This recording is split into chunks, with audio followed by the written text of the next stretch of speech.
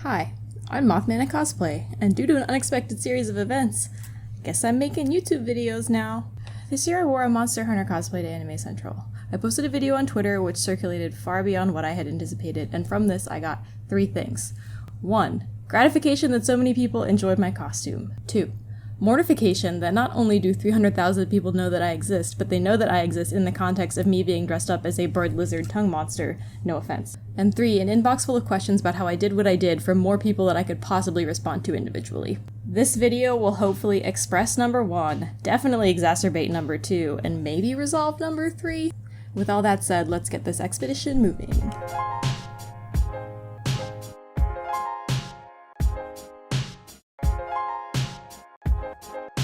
I want to make one thing perfectly clear. I approached this project with my default mindset, which is, I have no idea what I'm doing. Oh, but that's not gonna f***ing stop me. I had no instructions or precedent for what I was trying to achieve, I just kinda did stuff. Now, an important step in the process of doing stuff is research, and yeah, I'm gonna make you relive this whole journey with me. I did all this work so you don't have to, which means you're like contractually obligated to sit through it. Now, Pukei-Pukei is one of my favorite monsters. It's silly looking, kinda gross, but it also has this gorgeous, vibrant coloration. The armor set sparkles when you wear it, and it has this incredible color-shifting iridescence that you'd expect to see on a hummingbird or a starling. So that was really the most compelling thing about it for me, and I knew that my goal for this cosplay would be to replicate it. And so my work on this cosplay began at the library. Because this monster was obviously inspired by real-life animals, I wanted to see what information nature could give me. I consulted the ornithology section and flipped through dozens of images of bird plumage, narrowly resisting the temptation of distraction. Actually, I still managed to get a little distracted. Why is your forehead erect? Not your pose in your wood who pose. What are the other ones made out of?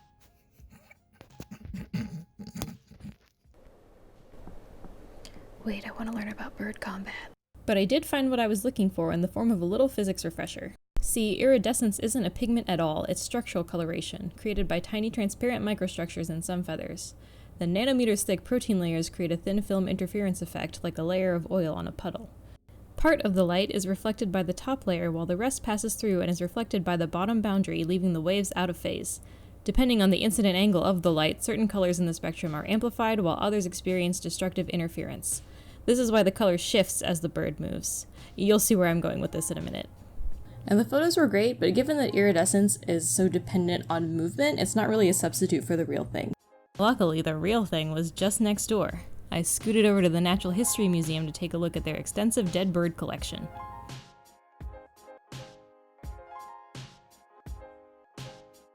Armed with all of this knowledge and visual reference, it was time to move on to material acquisition. Now, I must have done something to earn this kind of cosmic balance, because around the time I decided to take on this project, the Yaya Han line of cosplay fabric at Joann released this metallic green faux fur scale fabric, which was almost the exact color that I needed and gave a pretty good base texture for me to work with.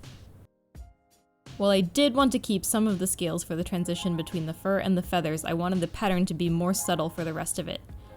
So I brushed out the fur, breaking up some of the metallic foil and making the scales less defined. You might want to wear a dust mask for this part. I also recommend zigzag stitching the perimeter of your pieces after you cut them out. This fabric tends to get hairy. After this, I primed the fur, and if I had tried to paint directly onto it, it would have the paint right up. So the priming layer serves to create a less porous surface for the paint to sit on top of while still maintaining that shaggy animal texture. Remember the bit about structural coloration? Commercially available color-shifting pigments are the same deal. Transparent mica particles coated in a layer of a metal oxide, like titanium dioxide of different thicknesses, produce the same effect as the transparent protein structures of a feather. And since the particles, like the feather microstructures, are technically clear with no pigment of their own, whatever base color lies underneath is going to show through, which means that if we want the most vibrant color payoff possible, we want to start with a black base. I mixed up some Liquitex gloss gel, black acrylic paint, and water. I can't take credit for this idea. I got it from the 501st Legion forums while I was making the sleeves for someone's Kylo Ren cosplay, so I'll put a link to the source in the description. I brushed it on in thin layers, allowing it to dry in between. I recommend starting the surface treatment after you've already assembled the garment, because sewing it once you've painted all this crud on and made it all sticky would be a nightmare. Now this does make the fabric pretty crunchy, but it doesn't affect the shape or flexibility or movement of the fabric, and it still looks good, so I'm fine with it.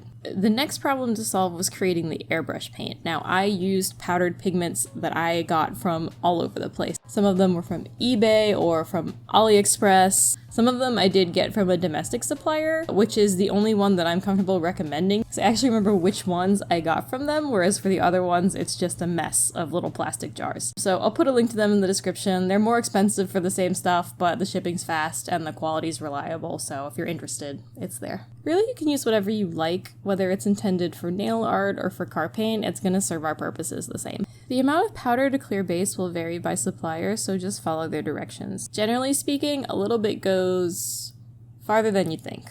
To make the airbrush paint for the fabric, I first emulsified the powder in a little alcohol. It's very finely milled, so wetting it with something less dense than water first makes it take to solution, or I guess suspension, nicely instead of getting clumpy like pancake batter. I then mixed that into a clear airbrush medium with a splash of textile medium to help it stick to the fabric. Did it make a difference? I honestly don't know, it just seemed like the right move at the time. I like to mix up these paints in a little sauce bottle because it keeps it from drying out and the nozzle is convenient for filling the airbrush cup. Then I just sprayed. I layered until I was satisfied. I always use a respirator if I'm doing anything involving vapor, atomized liquid, dust, nasty smells. I advise you do the same. It doesn't look like much upon first inspection, but once the light starts moving, you can see the color shift at work. Then, since the overall color was still a bit dark, I went back in with some metallic fabric paint until I was happy. As you can see from this inconveniently rotated cell phone video, it turned out pretty alright, especially in bright natural light.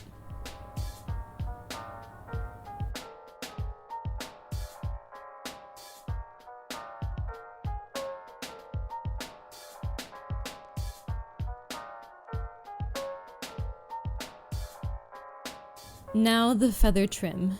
Using a paper template, I cut feather shapes from 2mm EVA foam, tilting my blade at a 45-degree angle to bevel the edges.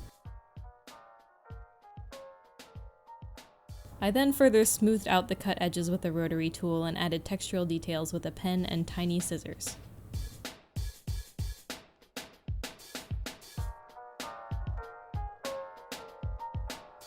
After texturing, I hit them with a heat gun just to make the surface a little smoother and set the details.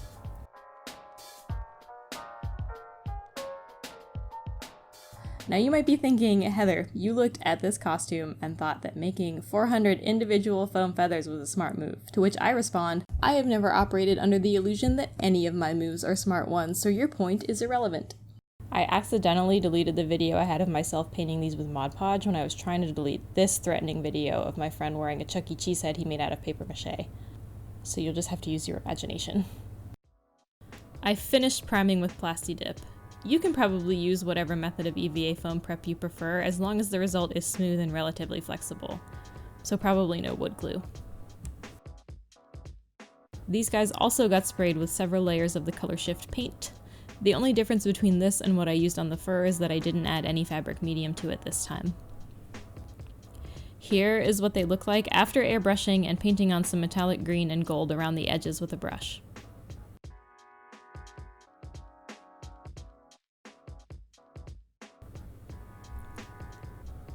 To make the effect more vibrant, I also used some bigger flakes to do the feather design. I just made a paste with some clear acrylic medium and a little bit of water and painted it on. I'm sure you can use whatever acrylic medium as long as it dries clear. You can probably find the flakes anywhere you find the pigment, including the store I linked in the description.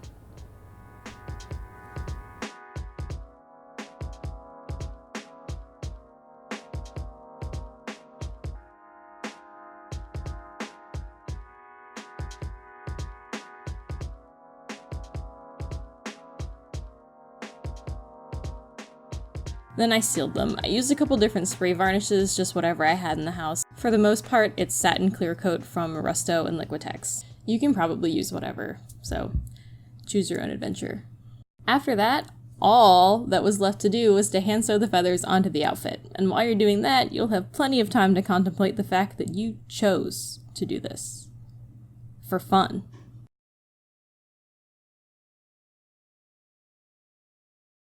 They say idle hands do the devil's work, but I am more than capable of doing the devil's work with or without my hands otherwise occupied, so. I realize that some of the feathers you saw me make in this video are not the same as the ones that are in the Twitter video, and that is because I haven't sewn them on yet. I was able to knock a lot of them out while getting my immunotherapy infusions. Life hack, if you ever need to complete a really boring and tedious task, just strap yourself to a chair for 3 hours.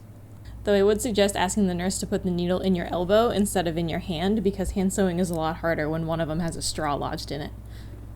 Actually, during my most recent infusion, I got so hyper-focused on hand sewing feathers that it took me a full 20 minutes to realize I was having an anaphylactic reaction to the IV meds and was, in fact, covered in hives.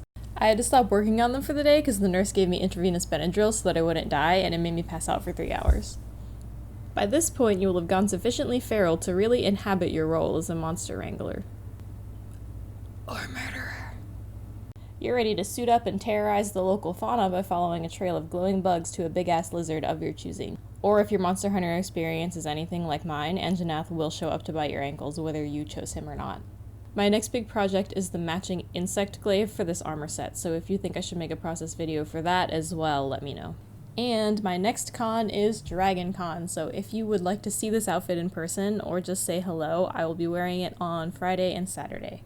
Jury's still out on how much of a bonehead move it is for me to wear a full fur outfit in Atlanta in August. We'll see. And that's everything I can think of. I hope you were able to untangle some useful noodles of information from this heap of cosplay spaghetti that I've dumped into your lap. Thanks for watching, and we'll see you next time.